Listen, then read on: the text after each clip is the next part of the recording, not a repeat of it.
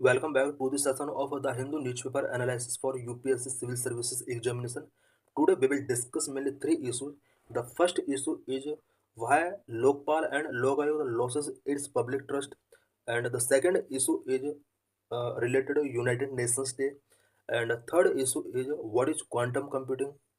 So let's discuss all the issues in detail.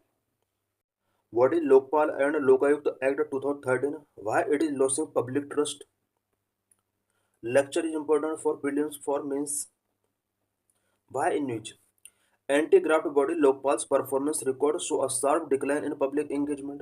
The number of complaints that Lokpal has received since it began functioning in 2019-20 has dropped from a peak of 2,469 in 2022-23 to just 233 this year till September. Lokpal का performance record show कर रहा है कि लोकपाल का public engagement decline हुआ है 2020-23 में, जहां इसको ईयरली 2469 केसेस कंप्लेंट रिसीव हुआ। वहीं इस ईयर सितंबर तक इसको ओनली 233 कंप्लेंट रिसीव हुआ है। इससे शो होता है कि लोकपाल का पब्लिक एंगेजमेंट डिक्लाइन हो रहा है। The Lokpal has the jurisdiction to inquire into allegations of corruption against individuals, including the PM, Union Minister and government officials. Lokpal के पास इतनी पावर है कि वो prime minister, union minister and government officials के against corruption allegation से related inquiry कर सकता है। Of a total 6,955 complaints received by the Lokpal to date, 90% or 6,264 had been received in the first 4 years of its establishment till 2023. अभी तक लोकपाल के before 6,955 complaint इसको receive हुआ है, जिनमें से 90% कंप्लेंट और 6,264 कंप्लेंट स्टार्टिंग के 4 इयर्स में इसको रिसीव हुआ। इट मीन्स प्रेजेंट में लोकपाल को उतनी कंप्लेंट नहीं रिसीव हो रही है जितना होना चाहिए। ये शो करता है कि इसका पब्लिक एंगेजमेंट काफ़ी डिक्लाइन हुआ है। The remaining 691 were received in the past 3 years. Past 3 years में लोकपाल को ओनली 691 कंप्लेंट रिसीव हुआ है। The Lokpal now has 7 members including its chairperson justice AM Khanwilkar, the its sanctioned strength is 8। Lokpal के लिए जो सैंक्शनड स्ट्रेंथ है, इट मीन्स इसके जो टोटल मेंबर्स होते हैं वो 8 होते हैं, इंक्लूडिंग चेयरपर्सन। इसमें चेयरपर्सन भी होता है, बट प्रेजेंट में इसके अंदर ओनली 7 मेंबर्स ही वर्क कर रहे हैं। Lokpal and Lokayukta. Lokpal and Lokayukta are public institutions established in India to investigate and prosecute corrupt public officials. Lokpal and Lokayukta India में पब्लिक इंस्टीट्यूशंस हैं जो कि करप्ट पब्लिक ऑफिशियल्स को इन्वेस्टिगेट एंड प्रोसिक्यूट करने के लिए रिस्पॉन्सिबल है। Recommendations of ARC. In the 1960s, the Administrative Reform Commission of India suggested the creation of two specialized authorities, the Lokpal and Lokayukt, to address citizens' complaint and grievance related to corruption. 1960s के decade में administrative reform commission ने India में to ऐसी specialised authorities के creation के लिए recommend किया था, जो कि पीपल के करप्शन से रिलेटेड ग्रीवेंस एंड कंप्लेंट को एड्रेस कर सके। Role of ombudsman. Lokpal and Lokayukta perform the function and role of an ombudsman. Lokpal and Lokayukta दोनों ही ओम्बड्समैन के रोल एंड फंक्शन को परफॉर्म करते हैं। They inquire into allegations of corruption against certain organizations, public bodies, and for other related matters. Lokpal and Lokayukta दोनों ही certain organisations, public bodies के against जो भी करप्शन एलिगेशंस पुट किए गए हैं उनका इंक्वायरी करता है। National and state level. Lokpal is a national level institution but Lokayukta is a state level institution. Both institutions have the power to investigate and prosecute corruption cases, and both are headed by a panel of judges or retired judges.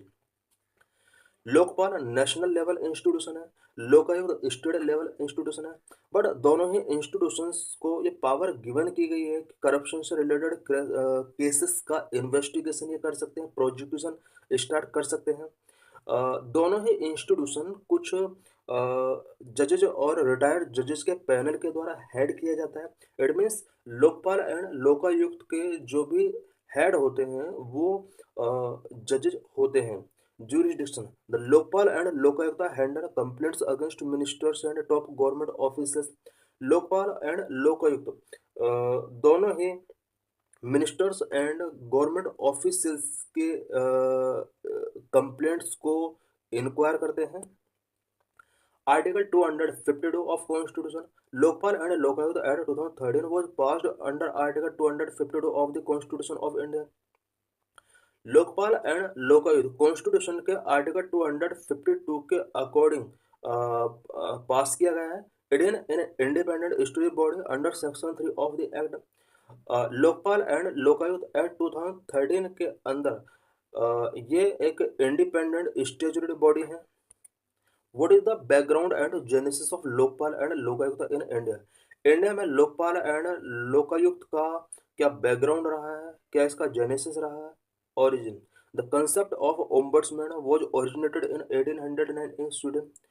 Ombudsman का concept सबसे पहले Sweden के अंदर 1809 में start होता है। In India, the former law minister Ashok Kumar Sen became the first Indian to propose the concept of a constitutional ombudsman in parliament in early 1960। India के अंदर 1960s में पहली बार कॉन्स्टिट्यूशनल ओम्बड्समैन का कंसेप्ट पार्लियामेंट के अंदर अशोक कुमार सेन ने रखा। उस टाइम पर अशोक कुमार सेन लॉ मिनिस्टर हुआ करते थे। Doctor LM. Singhvi coined the term Lokpal and Lokayukta in 1963। Ashok Kumar Sen ने कॉन्स्टिट्यूशनल ओम्बड्समैन का कंसेप्ट यहाँ पर रखा, बट 1963 में Lokpal and Lokayukta term LM. Singhvi के द्वारा कॉइन किया गया। Later in the year 1966, the first Administrative Reform Commission passed recommendations related to setting up of two independent authorities at the central and at the state level। 1966 में first administrative reform commission ने two independent authorities central and state level पर establish करने के लिए यहाँ पे कुछ recommendations given किए। After this Lokpal bill was passed in Lok Sabha in 1968 but lapsed due to the dissolution of Lok Sabha। इसके बाद 1968 में लोकसभा के अंदर लोकपाल बिल पास कर दिया जाता है, बट लोकसभा के डिसोल्यूशन की वजह से ये बिल लैप्स हो जाता है। इट मीन्स लोकपाल बिल पहली बार 1968 में लोकसभा के अंदर पास कर दिया गया था। Since then, the bill was introduced many times in Lok Sabha but has lapsed। 1968 के बाद लोकसभा में Lokpal bill many times introduce किया गया, बट मैनी टाइम्स से लैप्स भी हुआ। Later in 2002, the NCRWC National Commission for Review of Working of Constitution recommended the appointment of the Lokpal and Lokayut। 2002 में NCRWC ने लोकपाल एंड लोकायुक्त के अपॉइंटमेंट के लिए कुछ रिकमेंडेशंस गिवन किए। इन 2005 the second administrative reform commission also recommended the same. Second administrative reform commission ने भी Lokpal and Lokayukta को इस्टेब्लिश करने के लिए 2005 में कुछ रिकमेंडेशंस गिवन किए। The Anna Hazare movement, which is also known as India Against Corruption movement, was led by social activist Anna Hazare, began a hunger strike in 2011 to demand the creation of a fully independent, effective anti-corruption body known as Lokpal। 2013 में Anna Hazare movement start होता है, which is also known as India against corruption movement. ये एक social activist थे और इन्होंने 2011 में अपना हंगर स्ट्राइक स्टार्ट किया। इस हंगर स्ट्राइक के ड्यूरिंग इन्होंने fully independent effective anti corruption body it means Lokpal के क्रिएशन के लिए यहाँ पर डिमांड किया। As a result of the Anna movement, the Lokpal and Lokayukta bill was introduce in the Indian parliament and passed into law in 2013। Anna movement के बाद parliament के द्वारा Lokpal and Lokayukta bill pass कर दिया जाता है। 2013 में ये लॉ बन जाता है। ये लोकपाल एंड लोकायुक्त के एस्टेब्लिशमेंट का हिस्ट्री था। What are the key provisions of the Lokpal and Lokayukta act 2013? Lokpal and Lokayukta act 2013 के की प्रोविजंस क्या क्या हैं? Number one, selection committee. Selection committee includes the Prime Minister as chairman, Lok Sabha Speaker, leader of opposition in Lok Sabha, CJI or judge nominated by him/her, and one eminent jurist appointed by President. Lokpal and Lokayukta के लिए एक selection committee होती है। इस selection committee के अंदर about 5 member होते हैं। Prime minister, Lok Sabha speaker, leader of opposition in Lok Sabha, CJI और अदर जज and one eminent jurist appointed by president. ये 5 मेंबर इसके सिलेक्शन कमेटी के मेंबर होते हैं, बट प्राइम मिनिस्टर इस कमेटी का चेयरपर्सन होता है। jurisdiction, Lokpal and Lokayukta can be applied against PM, ministers, MPs and group A, B, C and D of the government employees. Lokpal and Lokayukta prime minister, other ministers, MPs, group A, B, C and D of government employees के against apply किया जा सकता है। Composition, it is composed of a chairperson and a maximum of 8 members, with half of them being judicial members. 50% of members belong to SC, ST, OBC, minorities and women. Lokpal and Lokayukta ये जो इसके अंदर total 9 member होते हैं, 1 chairperson and 8 other members. But इनमें से 8 other members में से हाफ मेंबर जो होते हैं वो जुडिशियल मेंबर होते हैं, और इन सभी मेंबर में से 50% member SC, ST, OBC, minorities and women community से बिलोंग करना चाहिए। Superintendent, it has the power of superintendence and direct any investigative agencies such as CBI for cases referred to it by the Lokpal. Lokpal and Lokayukta को ये power given की गई है कि वो किसी भी इन्वेस्टिगेटिव एजेंसी को डायरेक्ट कर सकती है, सच एज सीबीआई को ये डायरेक्ट कर सकती है। कोई भी केस लोकपाल के द्वारा अगर सीबीआई को रेफर किया जाता है, देन ये सीबीआई को डायरेक्ट ये सुपरिंटेंडेंस करने की पावर इसको रिसीव हो जाती है। Foreign contribution regulation act 2010 FCRA jurisdiction include foreign donations in excess of rupees 10 lakh per year under the FCRA। FCRA के अंडर फॉरेन डोनेशंस रिसीव करने के लिए एक लिमिट सेट की गई है, बट ईयरली अगर 10 लाख के अबव डोनेशंस रिसीव होते हैं, देन वहाँ पर लोकपाल एक्ट अप्लाई हो सकता है। The Act provides a requirement for establishing local institutions, though state legislation within 365 days of the Act coming into effect। Lokpal and Lokayukta act 2013 के अंदर ये प्रोविजन किया गया है कि इस एक्ट के पास होने के 365 डेज के अंदर हर स्टेट को एक लोकायुक्त इंस्टीट्यूशंस इस्टेब्लिश करना होगा। What are the limitations of Lokpal and Lokayukta act 2013? Lokpal and Lokayukta act 2013 के क्या क्या लिमिटेशंस हैं? The Lokpal and Lokayukta act 2013 has various drawbacks that have been criticized by experts and activists such as number one, lack of independence. This had allowed the government to have a significant influence over the appointment and functioning of the lokpal, raise concern related to its independence. Lokpal and Lokayukta act Lokpal के appointment and functioning से related government को significant power given करता है। इससे Lokpal and Lokayukta के independence से related को concern raise होते हैं। Number 2, anonymous complaints not allowed. The act does not permit anonymous complaint made at potential whistle blower from coming forward.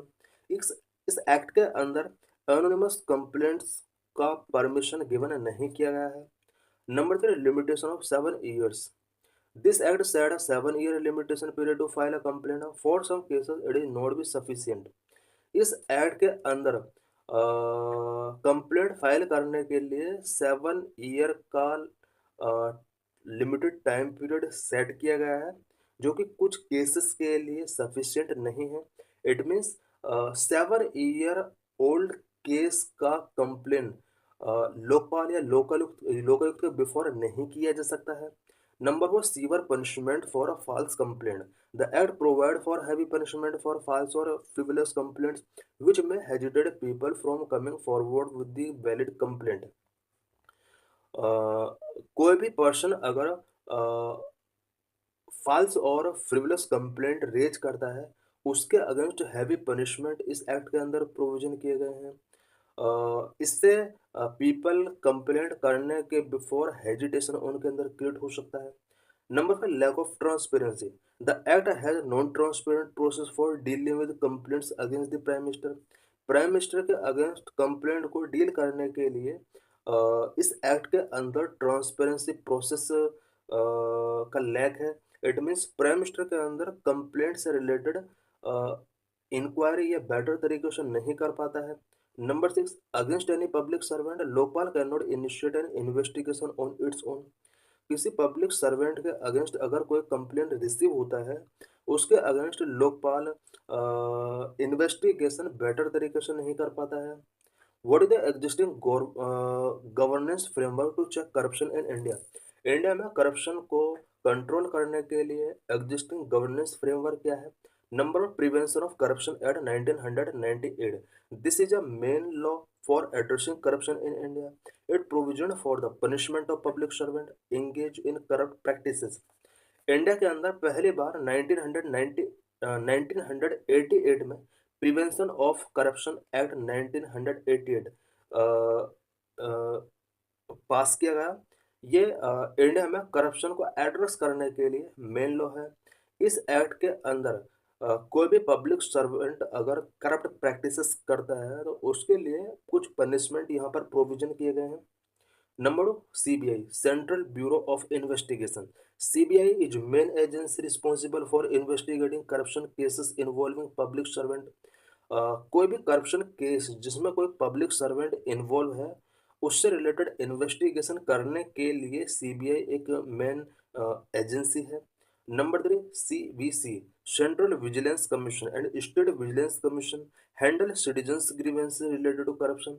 Citizen के करप्शन से रिलेटेड जितने भी ग्रीवेंस हैं, उसको हैंडल करने के लिए CBC, central vigilance commission and state vigilance commission responsible है। Number 4, national human rights commission NHRC।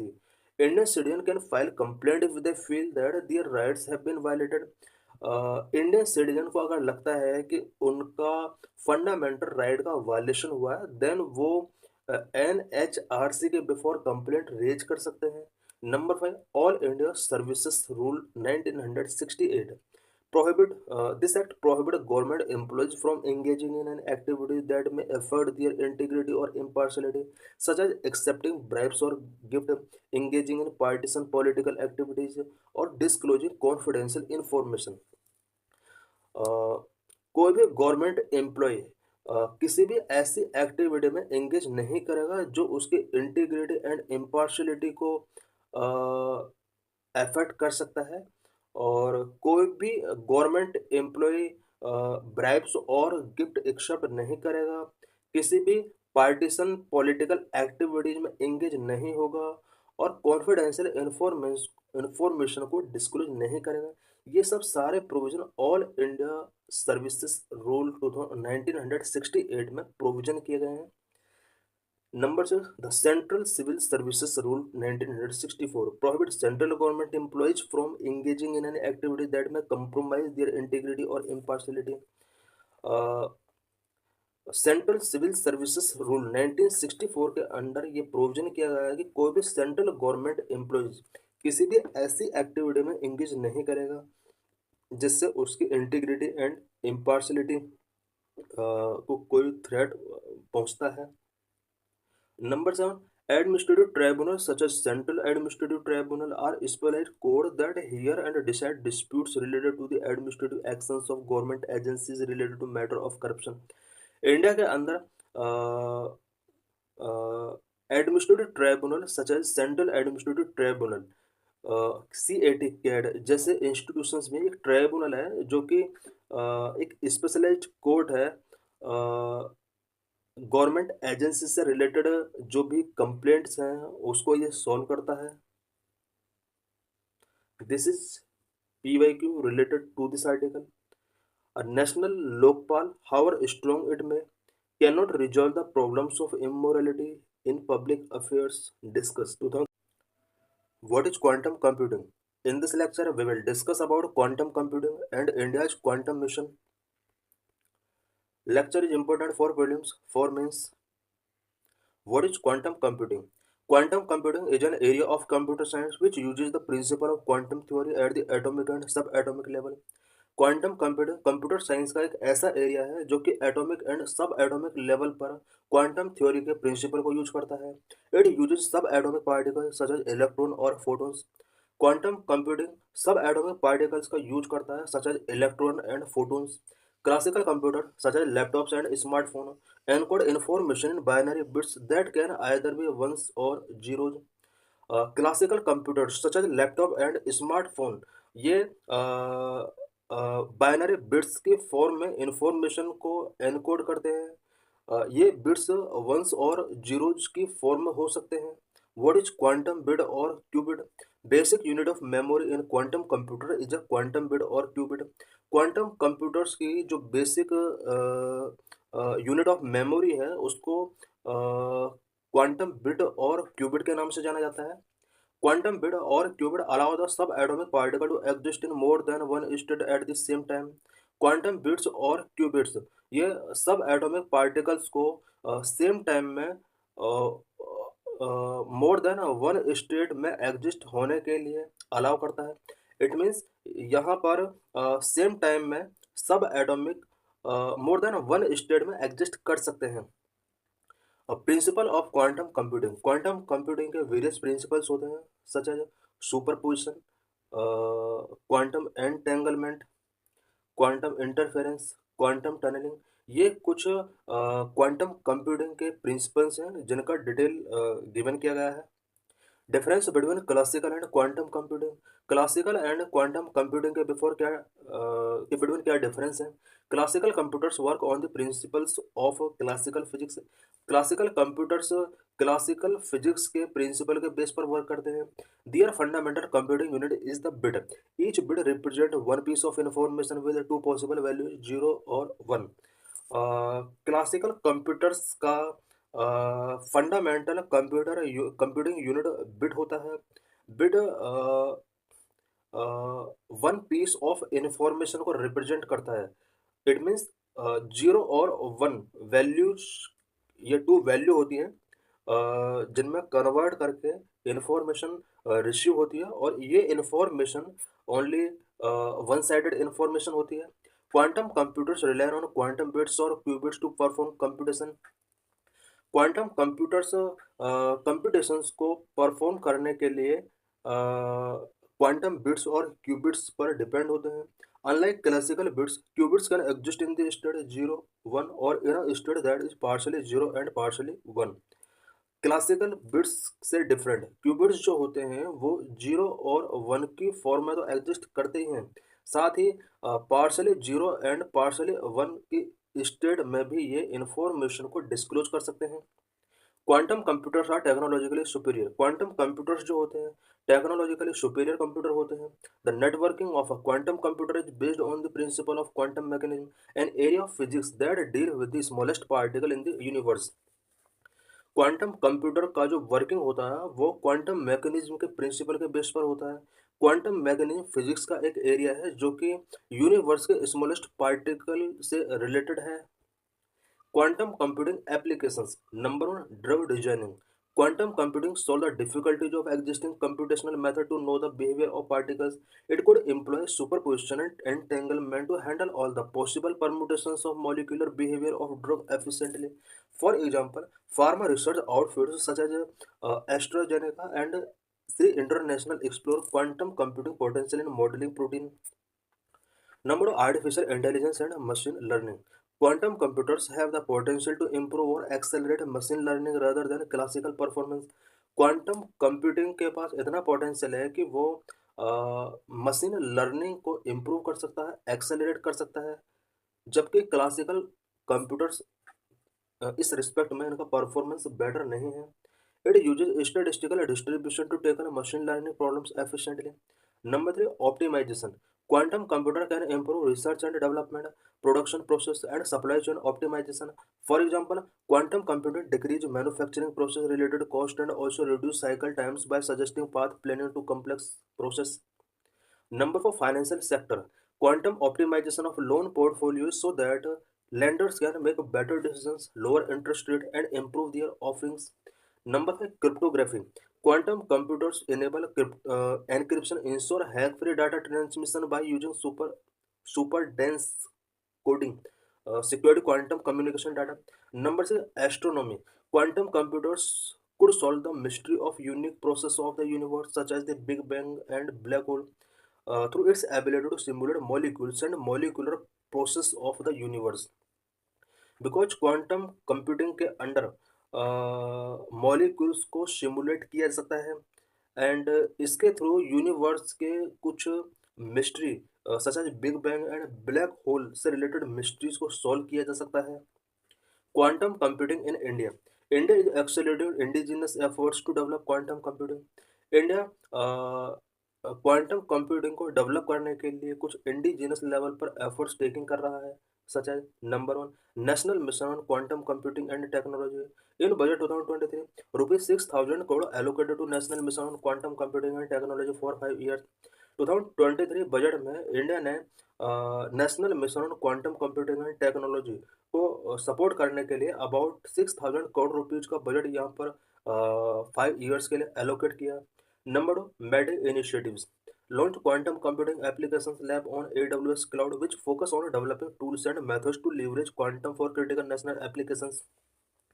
India में क्रिटिकल नेशनल एप्लीकेशंस के लिए क्वांटम को लिवरेज करने के लिए ministry of information and technology के द्वारा क्वांटम कंप्यूटिंग एप्लीकेशन लैब यहाँ पर इस्टेब्लिश की गई.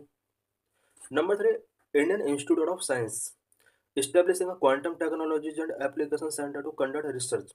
रिसर्च को कंडक्ट करने के लिए इंडियन इंस्टीट्यूट ऑफ साइंस के द्वारा quantum technologies and application centre establish किए गए हैं. Number four, TCS national qualifier test 2023 conducted a first of its kind online test to identify talent for building quantum computing skill and knowledge across India universities. India के और universities में quantum computing skill and knowledge को build करने के लिए TCS के द्वारा पहली बार ऑनलाइन टेस्ट कंडक्ट कराया गया so that quantum computing skill and knowledge को बिल्ड करने के लिए टैलेंट को आइडेंटिफाई किया जा सके. Number five, IIT Madras undertaking fundamental research and development across quantum cryptography, sensing, communication, and network, also establishing the Center for Quantum Information, Communication and Computing. IIT Madras के द्वारा पहली बार quantum cryptography, sensing, communication and network से related fundamental research and development start किया गया. साथ ही centre for quantum information, communication and computing को इस्टेब्लिश करने के लिए भी इसने इनिशिएटिव टेकिंग किए. This is PYQ related to this article. Which one of the following is the context in which the term qubit is mentioned? UPSC 2022 में question पूछा गया था. Correct answer is B, quantum computing. It means qubit quantum computing से related term है.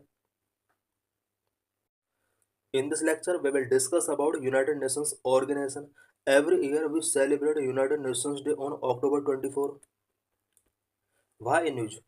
Every year, 24th October is celebrated as United Nations Day. It completed 80 years since the United Nations was established in 1945. UN Charter was adopted on this day. Officially, United Nations came into being. Every year, 24th October को United Nations Day के तौर पर celebrate किया जाता है. 1945 में इसको establish किया गया था एंड अब ये 80 ईयर्स कंप्लीट कर चुका है. 24 अक्टूबर को UN चार्टर एडॉप्ट किया गया था एंड इस दिन यूनाइटेड नेशंस को ऑफिशियली इस्टेब्लिश किया गया था और इसका कमेंसमेंट हुआ. About united nations. The united nations organisation was formed on 24th October 1945 in USA. Aims to perform two major task. Number one, maintain peace among nations and promotes welfare activities. Number two, settle dispute between nations through negotiation and prevent war. United nations organisation 24 अक्टूबर 1945 में USA के अंदर form किया गया था. Mainly इसको to major task उस time पर गिवन किए गए थे. नंबर वन, नेशंस के बिटवीन पीस को मेंटेन करना एंड वेलफेयर एक्टिविटीज को प्रमोट करना. नंबर टू, नेगोशिएशंस के थ्रू नेशन के बिटवीन डिस्प्यूट को सेटल करना एंड वॉर को प्रिवेंट करना. Significance of United Nations Organization. Number of provide technological and scientific expertise in activities like agriculture, education, health, etc. Number of provide financial support to developing nations. United Nations का सबसे बड़ा जो significance है वो ये है कि कंट्रीज के अंदर specially agriculture, education and health sector में technological and scientific expertise provide ये कराता है एंड डेवलपिंग नेशंस को फाइनेंशियल सपोर्ट भी ये प्रोवाइड कराता है। Historical background of establishment of UN. United Nations के एस्टेब्लिशमेंट का हिस्टोरिकल बैकग्राउंड क्या है? The rivalry between countries lead world war in the first half of the 20th century. First World War and League of Nations. First World War was fought from 1914 to 1918. Thousands of people died, many were injured, and thousands of families lost their homes and property.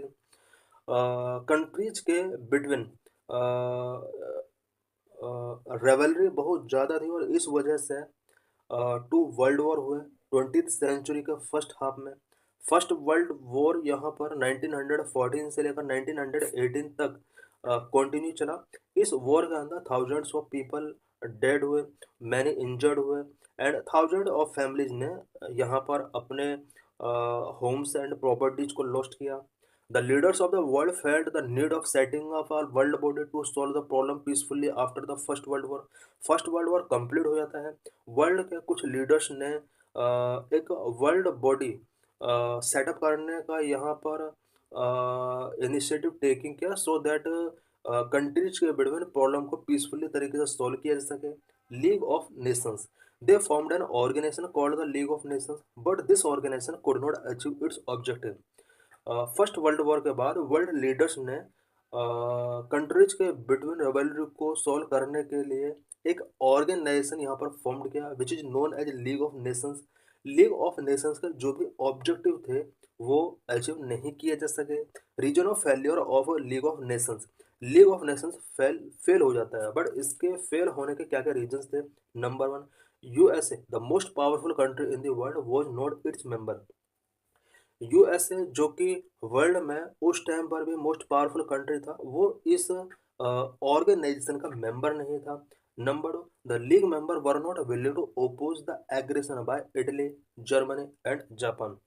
Italy, Germany and Japan के जो भी aggressions थे league of nation के member उन aggressions को oppose नहीं कर पा रहे थे। As a result this aggression lead to second world war. इस एग्रेशन की वजह से वर्ल्ड के अंदर सेकेंड वर्ल्ड वॉर स्टार्ट होता है। Second world war, the second world war was started 1939 when Hitler invaded Poland. It was the first truly global war and more destructive and severe than the first world war. Second world war 1939 में start होता है जब Hitler ने Poland पर attack किया था। ये first world war के कंपेयर में काफ़ी डिस्ट्रक्टिव था। Atom bomb was first used in this war. Second world war में पहली बार एटम बॉम्ब का यूज किया गया था। The USA dropped 2 atom bomb on Hiroshima and Nagasaki in Japan on 6 August and 9 August 1945 respectively.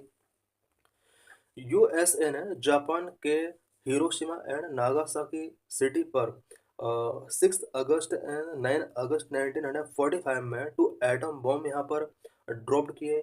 These 2 cities were reduced into ashes within minutes. ये जो cities हैं ये एसेस में कन्वर्ट हो गए।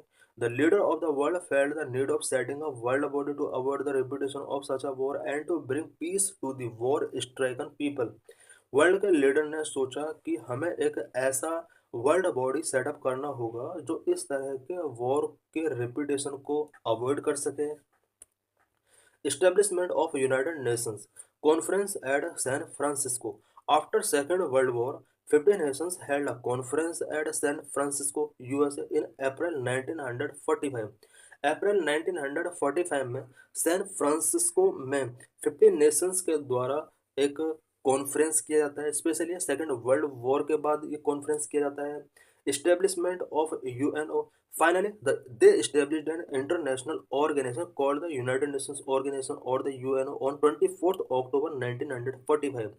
24th अक्टूबर 1945 को इन सभी कंट्रीज के द्वारा एक इंटरनेशनल ऑर्गेनाइजेशन UNO इस्टेब्लिश किया गया। The UN emblem is a world map surrounded by olive branches. The UN flag is light blue in color. The white UN emblem is in the center of the flag. UN emblem olive branches के द्वारा surround किया गया world map है। It means इसके emblem के अंदर world map given है जो कि ओलिव ब्रांचेस के द्वारा सराउंडिंग है। एंड यूएन फ्लैग का जो कलर है वो लाइट ब्लू कलर है। वाइड यूएन एम्बलम फ्लैग के सेंटर में गिवन किया गया है। Objectives of the united Nations के क्या क्या ऑब्जेक्टिव हैं? The main objectives laid down in the UN Charter are as follows. Number 1, to maintain peace and security among the member nations. Number 2, to develop friendly relations and cooperation among the member nations. Number 3, to cooperate with every nation in solving the social, economic, cultural, and humanitarian problems peacefully. Number 4, to protect human rights and basic freedom all over the world, irrespective of caste, color, sex, religion, or language. Membership of the United Nations. To become a member of the UNO, a country must be peace loving and willing to accept the aims, objectives, and rules of the UN Charter. Number 2, must be recommended by the UN Security Council for the membership, and its membership must be confirmed by the UN General Assembly by two-thirds majority of the votes. Number 3, must be judged by the UN as being able to carry out these aims and objectives. ये कुछ conditions थी जिनके through कोई भी country UNO का member बन सकता है।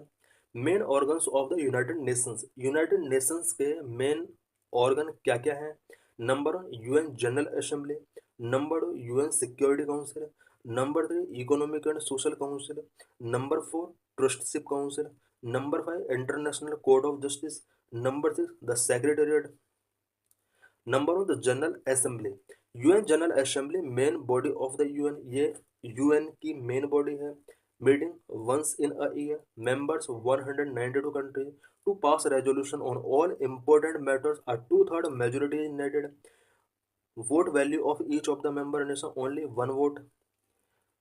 The members of the General Assembly elect its one member as president and one as vice president every year. UNGA function to discuss the matter of UN's charter. It also approve the budget of UN. Number 2, the Security Council. It is the most powerful organ of the UN. UNSC maintain peace and security in the world. Total members 15.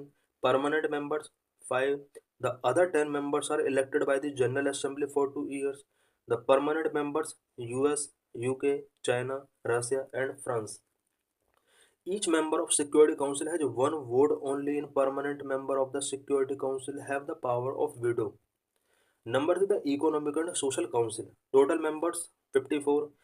Each member is elected for a period of 3 years, meeting twice in a year. The purpose of UCOSCO economic and social council का जो main purpose है वो क्या है? To fulfil the social and economic objectives of the UN, discuss the economic problem like starvation, poverty, floods, famines, etc., and social issues like health, education, child welfare, etc., to suggest ways of resolving them. Number 4, the Trustship Council.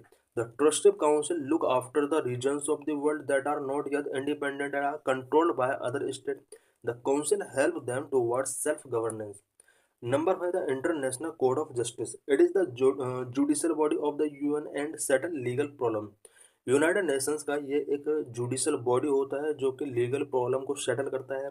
The court has its permanent headquarter at the Hague in Netherland but may hold its meeting elsewhere in necessary. The court consist of 15 जजेस belong to different member nations. The judges are elected by General Assembly and the Security Council for 9 years. Number 6, the Secretariat. The Secretariat is located in New York. All the administrative work of the UN is carried out by the Secretariat headed by the Secretary General. The Secretary General is appointed by the General Assembly for a period of 5 years. Agencies of united nations. United nations की कौन कौन सी agencies हैं? Number 1, UNICEF, united nations international children's emergency fund. Number 2, WHO, world health organisation. Number 3, UNESCO, united nations educational, scientific and cultural organisation. Number 1, UNICEF, UNICEF, the only organization that work for the welfare and betterment of children, was established in 1946. 1946 में UNICEF establish किया जाता है। Only यही एक ऐसा organisation है जो कि चिल्ड्रन के वेलफेयर एंड बेटरमेंट के लिए वर्क करता है। It actively assist its member nations to solve the problem of malnutrition, illiteracy and disease among the children. Children के अंदर malnutrition, illiteracy and disease से रिलेटेड प्रॉब्लम को solve करने के लिए मेंबर कंट्रीज को ये असिस्ट करता है। Operates anganwadi, the UNICEF operate a programme called anganwadi in India for the upliftment of children. Children के अपलिफ्टमेंट के लिए आंगनवाड़ी प्रोग्राम जो स्टार्ट किया गया है, इंडिया के अंदर भी चल रहा है, यूनिसेफ के हेल्प से ही इसको ऑपरेट किया जा रहा है। It educates mothers about the various diseases and their treatment. It also educates them on the importance of a balanced diet and hygiene. Number World Health Organization (WHO). WHO was set up in 1948. Headquarters of the WHO is located in Geneva, Switzerland. Popular slogan of WHO: Health is Commonwealth and Health for all and all for health. ये कुछ इसके common slogan हैं।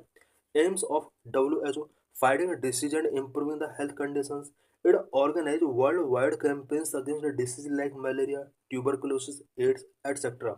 The credit for eradication of smallpox from the illiteracy world goes to the WHO.